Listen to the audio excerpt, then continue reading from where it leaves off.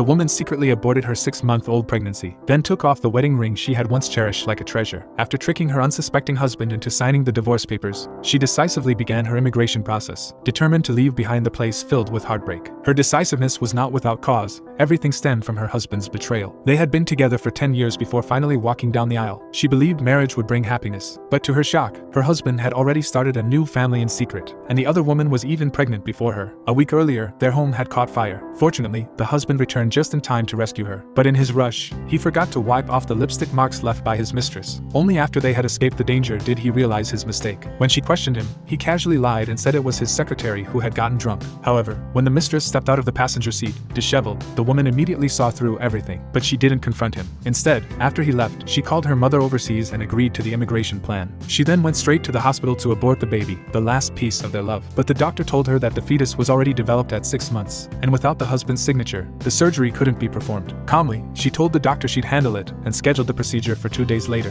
Her husband arrived shortly after, still unaware, and began dreaming aloud about their future with the baby. Unable to bear his hypocrisy, she interrupted him and asked if she can go home. Even then, he failed to notice her emotional distance. Back home, he excitedly showed her baby clothes and talked about the future, but her face remained cold. Only then did he sense something was wrong, but he chalked it up to mood swings common in pregnancy. He tried to soothe her with sweet words, not knowing that she had already seen his true, repulsive self. The next morning, she prepared the divorce agreement and the surgical consent form. As she came downstairs to get his signature, she unexpectedly caught him in an intimate moment with the new secretary. Seeing her, the husband hurriedly approached with fake concern, claiming the secretary had made her a special supplement drink to help her cope. The secretary played along quickly, trying to defuse the situation, but the woman's disgust with their performance overwhelmed her. She threw up on the spot. Her husband rushed to her side, suggesting she come to the office with him so he could take better care of her. Though she wanted to refuse, she needed his signature, so she reluctantly agreed. However, his act of caring made the new secretary jealous. Eager to become the CEO's wife as soon as possible, the secretary used the excuse of delivering milk to confront the woman directly. The wife, unfazed, was actually grateful.